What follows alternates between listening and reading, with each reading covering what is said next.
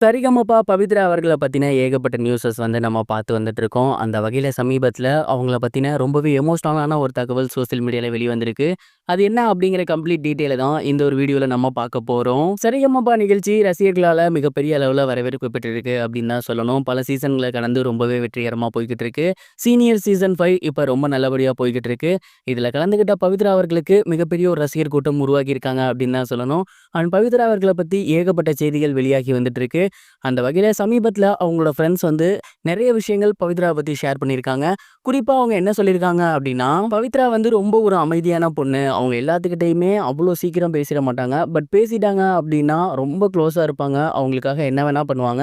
ரொம்ப ரொம்ப ஒரு அமைதியான மற்றும் நல்ல குணமுடைய ஒரு பொண்ணு. அவங்களுக்கு அப்பையிலிருந்தே சூப்பரா பாட வரும். ரொம்பவே சூப்பரா பாடுவாங்க. அவங்க ஹஸ்பண்ட் இருக்கப்ப கூட வந்து அவங்க அடிக்கடி பாடி காட்டியிருக்காங்க. அதெல்லாம் நாங்க வந்து பார்த்துருக்கோம். அண்ட் ரொம்ப ரொம்ப நல்ல பொண்ணு. அவங்களுக்கு இப்படி ஆகிருச்சே அப்படிங்கிற ஒரு வருத்தம் எங்களுக்கு நிறையவே இருக்கு.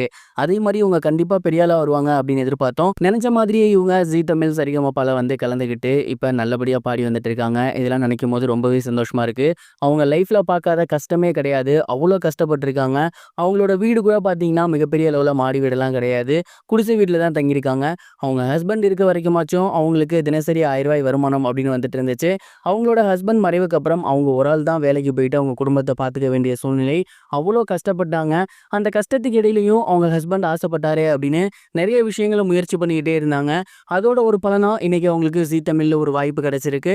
இந்த ஒரு வாய்ப்பை நல்லபடியா பயன்படுத்தி அவங்க வெற்றி பெறணும். இப்போது இருக்க அவங்களோட இந்த குடும்ப சூழ்நிலை அப்படிங்கிறது மொத்தமா மாறணும் அப்படிங்கிறது தான் எங்களோட ஆசைன்னு அவங்களோட க்ளோஸ் ஃப்ரெண்ட்ஸ் ஒரு சிலர் வந்து ரீசெண்டா இந்த விஷயத்த ஷேர் பண்ணியிருக்காங்க. இது இப்போ சோசியல் மீடியால வைரலா போய்கிட்டு இருக்கு. அவங்க சொன்னது மாதிரியே பவித்ரா அவர்களோட நிலை மாறணும் அப்படின்னு நம்மளும் கடவுள்கிட்ட ப்ரே பண்ணிக்கலாம். இது ஒரு புறம் இருக்க பிரபல நகைச்சுவை நடிகரான பவர் ஸ்டார் ஸ்ரீனிவாசன் அவர்களை சமீபத்தில் காவல்துறை கைது பண்ணியிருக்காங்க. அதற்கு முக்கியமான ரீசன் என்ன அப்படின்னா 1000 கோடி கடன் வாங்கி தரேன் அப்படின்னு சொல்லி 5 கோடி ரூபாயை ஒரு சிலர்கிட்ட அவர் ஏமாத்திருக்காரு. அண்ட் இது தொடர்பா ஏற்கனவே அவர் மேல கேஸ் இருந்திருக்கு. 2 முறை அவர் குற்றவாளி அப்படின்னு அறிவிச்சிருக்காங்க.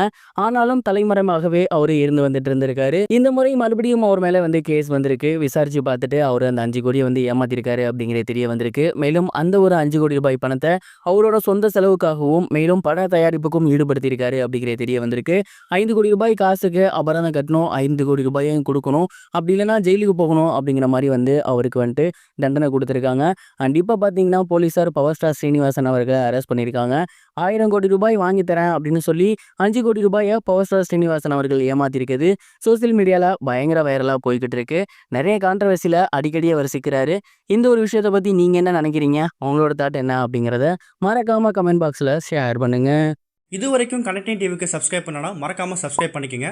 உடனடி அப்டேட்ஸ் பெறுவதற்கு நோட்டிஃபிகேஷன் பெல்லையும் கிளிக் பண்ணிக்கங்க.